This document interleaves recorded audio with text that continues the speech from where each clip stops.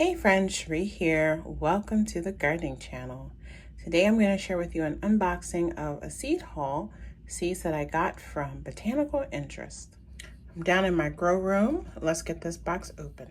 So Botanical Interest is an older seed company. It's been around for a while, but it's now owned in the last few years by Epic Gardener here on YouTube. So I'll put a link to his channel in the description box. I'll also put a link to the seeds that I am going over here in this haul in my description box as well. Every order that you get from Botanical Interest will come with a seed starting guide. At least that's been my history over the years ordering with them. You always get a seed starting guide, and you'll get your printed receipt. But let's get into the seeds. I think I'm going to just one by one take them out the box and we'll see what I got. Now, I know this is a combination of restock of some of my favorite seeds, but I did this shop mainly because they released their 2025 new seeds. So here at the top of the box, I have a little thank you free seed pack of some mixed lettuce greens. This will get put straight to use. Next up, we have this variety of onions. It's called the Monastrell onion bulb. This is an intermediate day onion. Anyway, this is actually a hybrid onion called the Monastrell. It's a crisp, dark red onion, perfect for slicing.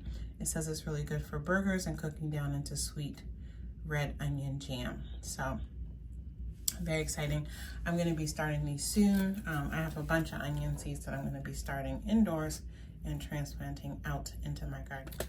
And next up, we have the javelin parsnip. I love all root vegetables. Make a great soup. They're also really good roasted. So yeah, I got these.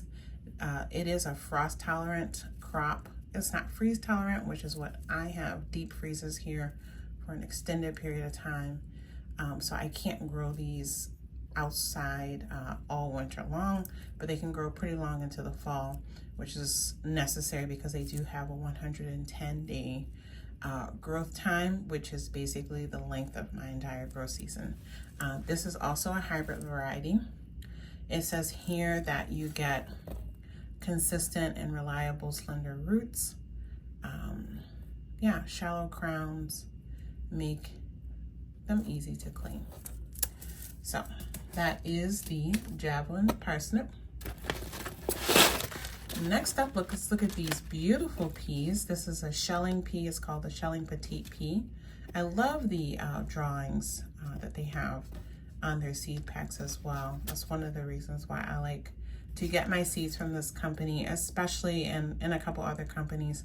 If you have a picture in your seed pack, I really do enjoy that because it just saves me time trying to figure out what the plant should look like. These are shelling peas. It says here these baby peas pack full pea flavor. So they're a little bit smaller, petite pea.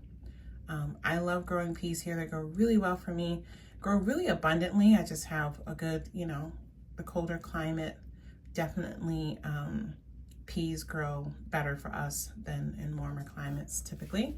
So my peas grow really well here. I can get lots and lots of servings of peas off of my plants, and so I do enjoy growing them. Here we have a matador spinach. This just looks like a beautiful spinach. I enjoy spinach. I enjoy growing spinach. It grows really easily for me. It says here that this is a good spinach raw in a salad or mixed into cooked dishes like Spanish rice. And they have a Spanish rice recipe inside, so that'll be interesting. But yeah, spinach is nutrient packed. I try to pick up, honestly, pretty much every variety of spinach that I find, always looking to see which one grows best for me and at what time. I have some that grow better in the fall for me. I have some that grow better in the spring for me. I have some that grow better indoors for me. And so I just kind of collect them. Here it says here frost tolerant, and this is a 28 to 48 day crop. Here's another spinach that I picked up called the Oceanside spinach. Same thing here, pretty quick growing, 25 to 60 days. this spinach, as well as the other one, says to sow in early spring or late summer. And again, great for baby greens, great for salads, etc. And so looking forward to growing that. I'm gonna grow a bunch of spinach indoors, and we'll see which ones grow best. So I'm excited to have these two. This one is a hybrid variety. Next up, we have this white acorn mashed potatoes squash. That just looked very interesting. It's a beautiful looking white acorn squash. I love acorn squash. It grows actually really well for me. It's a good length of time, 100 to 105 days. I do typically start my winter squash seeds indoors since I'm here in Minnesota Zone 4. So anyway, it says here this will produce obviously white squash, stark white squash, white skin, and the flesh is also a creamy white, which is going to be very interesting, and that's what makes it look like mashed potatoes when you cook it. So I'm really excited to grow this one and hopefully get a good yield, and hopefully it tastes as good as it looks. Next up, we have a tomato. This is a tomato bush, beefy purple. I love growing bush tomatoes because they do quite well in my grow bags. This one says it's a 75-day to harvest after transplanting. It says here it's a rich, deep flavor, smoky finish, great for BLTs. I like all kinds of tomatoes. My husband really likes like the yellow and the orange tomatoes. My son loves a big, beefy red tomato. His favorite is the purple Cherokee. So anytime I find anything that kind of resembles that and I can get more yield off of, I'm gonna get that for him. And so this one says here is great choice for containers and raised beds. And like I said, I will be growing this one in my grow bags. Here we have a beautiful herb. I have lots of bee balm. This particular variety is called lambada, and I just thought it was beautiful with the pink blossoms. This is an annual here for me in Minnesota Zone 4, but my hope is that it will drop seeds and re-sow itself, and I will have some bee balm popping up in the following years to come on its own. I have several herbs in this family that and flowers that do that. Even though they're not perennial, they will go to seed. They'll drop their seeds, and those seeds will emerge on their own in that same spot, or maybe in a different spot in my garden the following year. So I'm getting more herbs in this family in hopes that I can have more things that will just come back each year. It's a lot of work to start as many seeds as I do each year indoors, and so I'm just trying to gradually shift that balance of like what's perennial and what will self-sow and won't rot over our long, cold, snowy, wet winter. And so this one here, it says it is it prefers full sun to part shade. It is blooms in summer, and it gets 2 to 3 feet tall. So you got to think about that placement. I have a border garden, which you'll see in upcoming videos as I start to share previews of my garden as we lead up to the 2025 outdoor gardening season. But you'll see this lovely border that I put around my vegetable garden, and I fill that with flowers and herbs, and it's really just to do an early call to the pollinators to let them know this is where they need to hang out. And it just gives them, you know, a nice food source early in the garden as well as late in the season when my vegetables are already fruited and I don't have a lot of flowers for them to eat on the vegetable plants. So anyway, this one here is supposed to have lavender flower clusters, a pleasant aroma of mint and basil scented leaves, and it's supposed to be a unique, and you can see quite beautiful cut flower. So that is a lovely one. Lambada bee balm.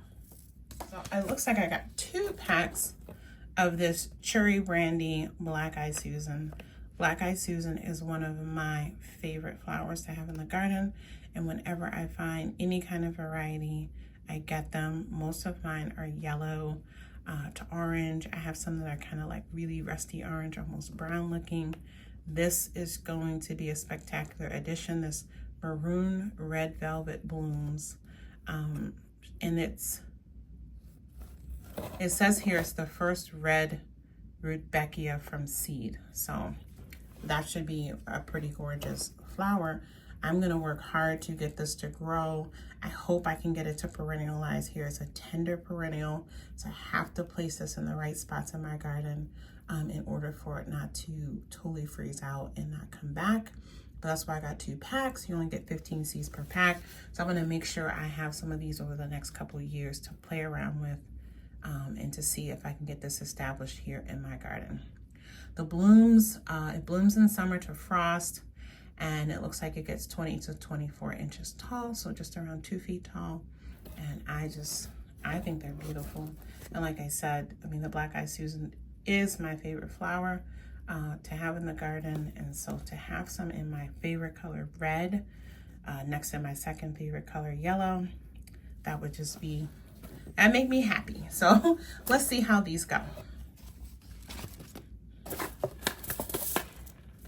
Next up, we will share this Vivian romaine lettuce. I actually grow a lot of lettuce indoors throughout the winter. I have a bunch growing now hydroponically. I'll be sharing videos of updates and harvesting of those as we go throughout these next few months. But I'm always looking for, especially romaine lettuce. I feel like I really like romaine lettuce in general, but a lot of times what you get in the store is like really watery and tasteless. I grow a lot of different romaine varieties from seed, and I tell you, it's an incredible lettuce. All of them are flavorful. I have lots of different colors. Some of them are variegation, and like a lot of vegetables and fruits, when you grow it yourself and you have nutrient-dense soil, the taste of the vegetable that you grow at home is actually quite different than what you can buy in the store. And so I grew some romaine lettuce my first gardening year and was just stunned by how delicious it was. And so I do like the leafy lettuce, but my favorite lettuces that I grow are the romaines. And so yeah, another variety to try. It says here, tightly bunched heads, crisp dark green leaves, crunchy, great for salads and sandwiches, and it's also good as a baby green.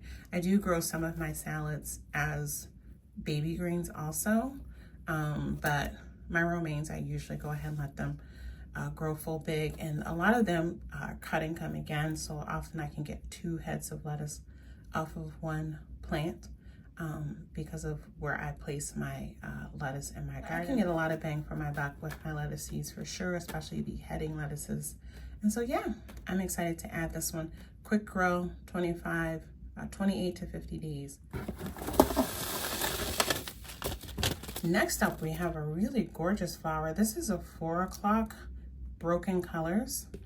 And boy, that variegation in the colors. I tend to grow a lot of yellow and orange and red and pink, white flowers. That's kind of my color scheme for my garden. I'll throw in some darker ones, some purples and some blues when I can find them. But I'm always looking for colors, you know, flowers that are in that color scheme. This one is supposed to also be a perennial, a tender perennial. So I don't know if I'm gonna get it to perennialize here in the garden. It's 2 grams of seeds in here. This is one I'm gonna plant in a couple different places, and hopefully somewhere it will come back. I might get lucky. But anyway, it says here, it blooms summer to frost. Plants get 1 to 3 feet tall. It says light fragrant blooms reveal a unique molted and bicolored tubular flowers. Kind of almost look like petunias a little bit. But yeah, just a beautiful flower and beautiful color. So I'm excited to grow this for the first time. I also got this balsam. It's called a Tom Thumb balsam. So it's a petite balsam. So this plant was only going to get 12 to 16 inches tall. It says it blooms in spring and summer.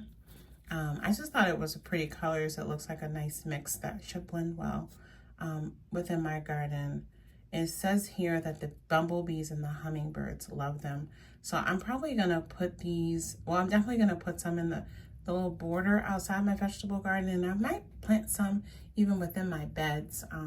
Maybe I'll get some beautiful hummingbird visitors in my garden while I'm in there working. I've had that a couple times where they've come and kind of buzzed around while I was working in the garden. And it's a sensational feeling experience to have the hummingbirds out and not, being afraid of you while you're in the garden. So yeah, I am looking forward to seeing how this performs here in Minnesota Zone 4, Tom Thumb Blend Balsam. Here's another plant. I have a lot of varieties of this plant, the Gomphrena, but this was that, again, it's more of like a purpley shade, which I'm trying to add a little bit more because the purple plants do look really good with the yellow and the orange and even the red. And so, yeah, I think that I just thought it was pretty. It's called the Lavender Lady variety. These are gonna get about 2 feet tall, bloom summer to frost, and it says it's resilient, thrives in extreme heat and drought, and then ideal for popping in vases. And I have used this in dry flower arrangements that I've gotten from the store. In cut flower arrangements for flowers that I've gotten from the store. So we'll see if I can get these to grow well. Like I said, I have these in a bunch of other varieties and I have not sown them before. So I'm gonna pull all of those out and get those going this year, because I do have a new dedicated space for a cut flower garden. So we'll see how that goes. This is why you'll see lots of flowers coming up in this haul. I got phlox. I love phlox plants. I've pretty much only grown, I think, white, maybe pink. I have some that grow wild as wildflowers here in my garden that are like really like lilac-y lavender color. This was just a beautiful combination. This one is called the Cherry Caramel variety.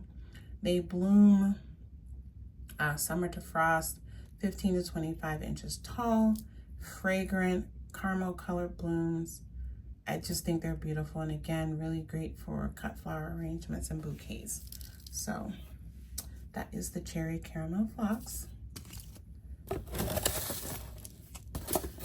Sweet William is always just a great addition. Again, got this variety for this color. I have like the dark blue, purple one from Baker Creek. I have white. This is just really pretty. Sweet Rose Magic, Sweet William. And again, strong stems make it great for bouquets. These plants will get 18 inches to 3 feet tall. Blooms spring to early summer. Really pretty.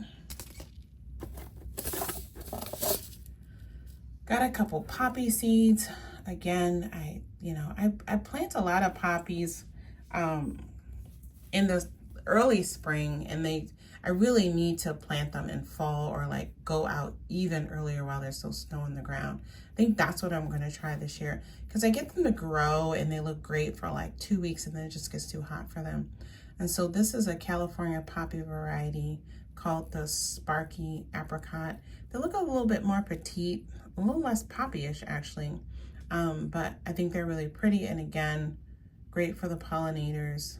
They are always looking for some more variety of things to enjoy in the garden. And this one claims that it's perennial, a tender perennial, but again, my hope is that because they, they should form their seed heads before my season ends. So my hope is that either I can harvest some of the seed heads and save them to distribute for flowers next year, or they'll go ahead and drop those seed heads and I'll have a new emergence of fresh flowers in the following year, so that it might be something that even if it doesn't perennialize, maybe it will self-seed. So that's my hope in trying that.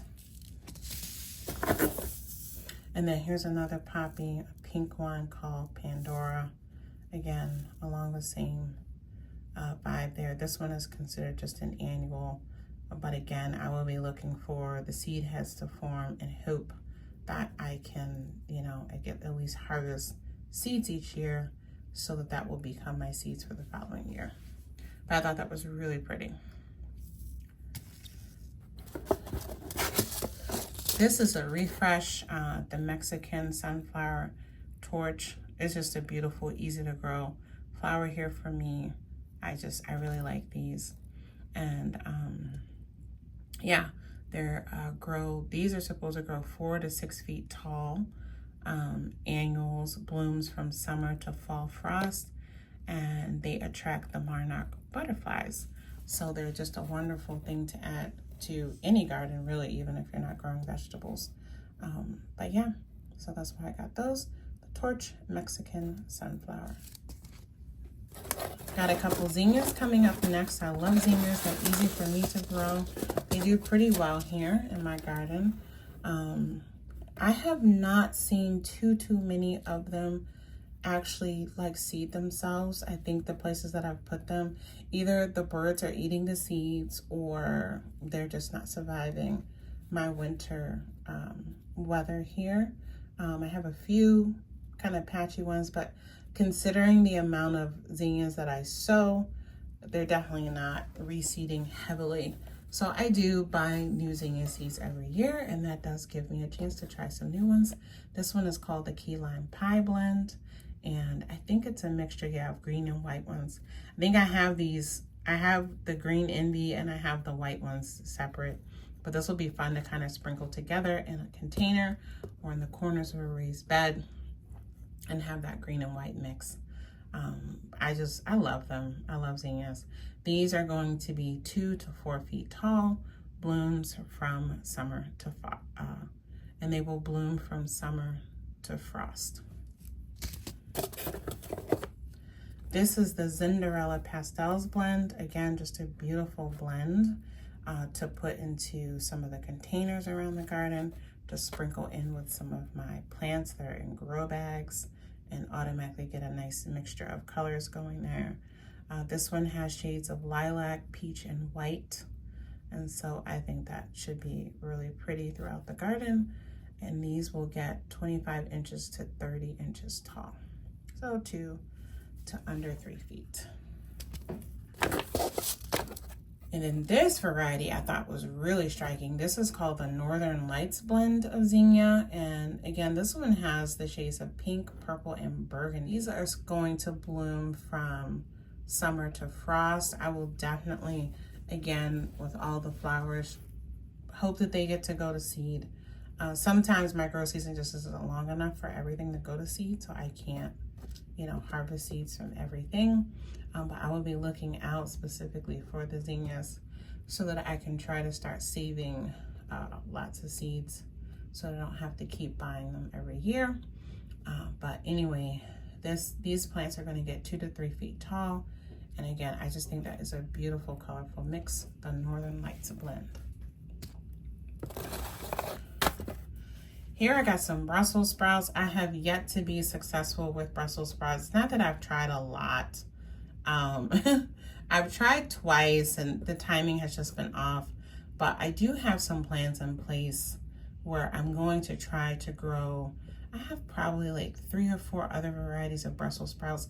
I'm going to try to grow them all in a specific location where I can get them out early and I can protect them and hopefully get them to go to harvest. They're a long growing crop. Also here, 103 days. And my issue is that I get this kind of heat in the summer sometimes, which makes them bolt. And so I gotta get the location right and the timing right to try to get these. And I don't know, maybe I'll go ahead and plant one indoors. I might plant one of these indoors just to see what happens. But they do need 103 days. They are frost tolerant. It says to sow in early spring or again in summer, but my fall is too short. It freezes, and then my spring is often also too short before it gets too hot. So they're a little tricky. At least they have been for me. But I'm convinced there's a location within my acreage that I can get a Brussels sprout to grow. But anyway, we love Brussels sprouts here. That's the main reason why I keep trying, because it is a vegetable that I buy regularly. So it would be kind of fun to taste some homegrown. So this is the Sylvia variety of Brussels sprouts. We love pak choi around here, so this is just a replace. I have some other varieties. This is just the standard kind of medium-sized pak choi, baby choy, baby bok choy. And yeah, we just enjoy it. So again, I try to grow things that we like to eat regularly, and so this one is a 35 to 60 day crop. I'm going to be planting some of these indoors along with some of the other bok choys that I've actually already started. I love beans. Beans grow really easily here for me. I have a pretty good climate for bean growing, and I have lots of places to grow beans. This is a bush fillet bean called Maxibel. They just look beautiful. It says here that they're slender, tender, sweet, snappy, stringless beans, kind of a French style gourmet beans. So I'm excited to try these.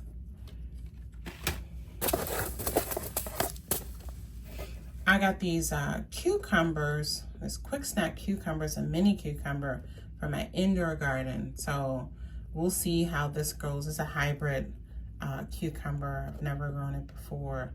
It says here 35 to 45 days. You certainly can grow this outdoor in a patio. But it says here it should grow pretty well. Indoors is claiming on Sunday windowsills, countertops, or balconies. No pollinators necessary, so it's a self-pollinating variety.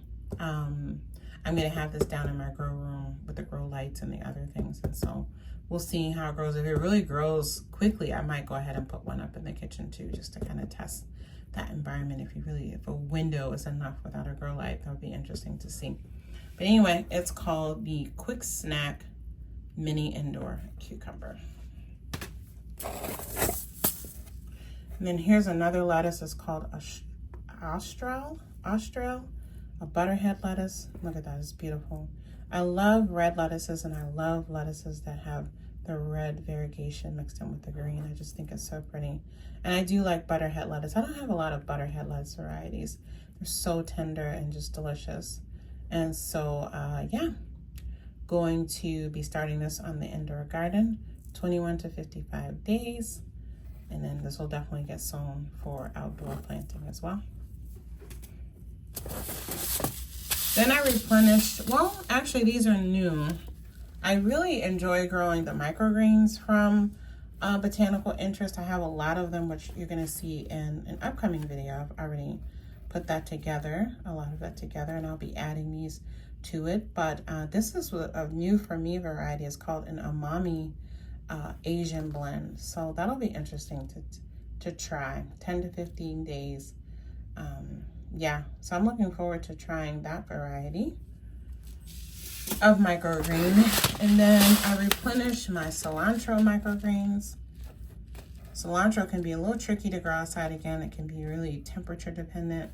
And so, you know, we need cilantro all year long. And so instead of just doing a cilantro plant, sometimes I like to just grow a bunch of cilantro microgreens, and they're super yummy and flavorful.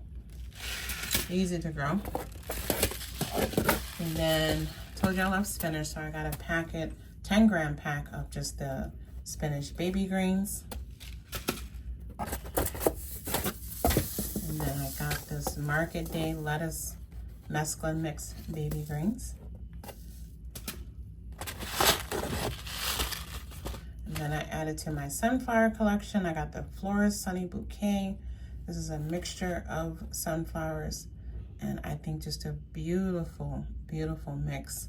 Again, fun to put into pots around the garden, or to sprinkle together like around different plants and different shrubs and trees throughout my border garden. We'll see how that goes. I think that's just a beautiful mix. Florist Sunny Bouquet sunflower mix.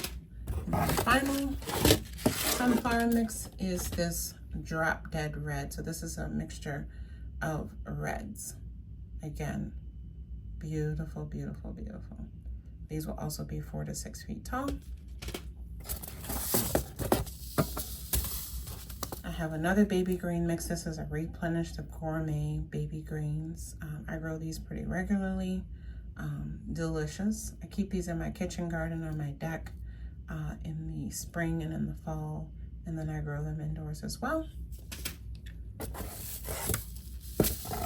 And then I have the Chef's Choice lettuce mix. Again, I don't know if I've grown this specific Chef's Choice blend before, but all of their salad blend mixes that I've tried are just really delicious. And I think like this, look at all the different textures and colors that you'll get in this mix with your salads. It's just, they end up just looking really beautiful. And then the final pack of seeds here is another favorite vegetable of mine, kale. I have a lot of individual kale packets for microgreens. This one I'm gonna grow for baby greens, and it is the premier blend of kale. And so you got here, it looks like 6 varieties of kale, 5. And so that'll also be really pretty, also mixed textures and just delicious. And so it's really nice to get that they have these bigger packs. It makes it a lot more affordable than buying a bunch of the smaller individual bags. Just for a couple more, you get tons more seeds. And when you're growing, you know, the baby lettuce and the microgreens, you need to use a lot of seeds. So this is great. Okay, friends, so that is it with the Botanical Interest seed haul. First seed haul video for my 2025 gardening. Again, I will be sowing some of these indoors, so look out for those videos coming up soon to see me sowing the seeds or the seeds growing, the plants growing. And then the other things you'll see later on in 2025 as I start to share my outdoor garden. So I thank you for watching. I'll see you back here on the new gardening channel soon. Bye-bye.